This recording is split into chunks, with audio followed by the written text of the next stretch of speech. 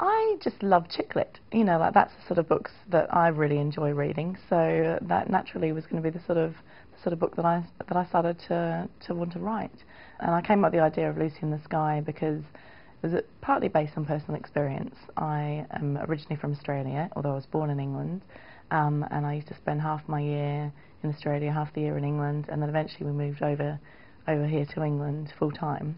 I actually felt really torn between the two countries, so that's kind of what Lucy in the Sky is about. It's torn between two countries, and it's also torn between two men, which thankfully I am not.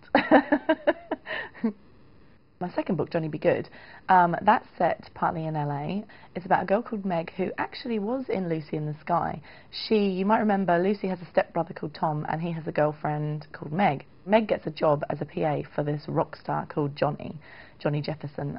He's English but he lives in LA and he's very kind of cool but very, very troubled, you know.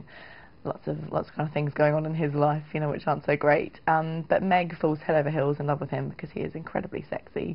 And Johnny's got a non-famous best friend who's writing a book about him, and she becomes really good friends with him. His name's Christian. And there's a little bit of a love triangle kind of thing going on with that one.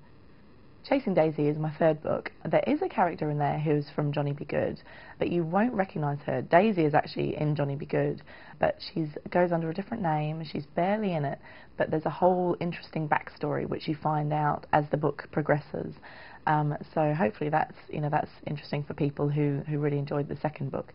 And you do find out. Okay, I don't want to give too much away, but you find out whose baby it is. So read it. And Chasing Daisy is set in the world of Formula One, and she falls in love with a racing driver who is absolutely gorgeous, but he's got a girlfriend. He's got one of the most dangerous jobs you can do. So yeah, it's not the best start for a love life, but yeah, you see how she gets on with it.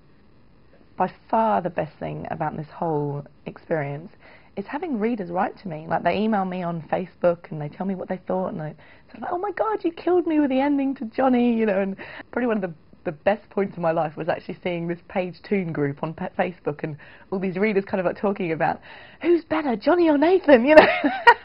And I've never laughed with glee so much in my life. So yeah, that's easily the best thing about being an author.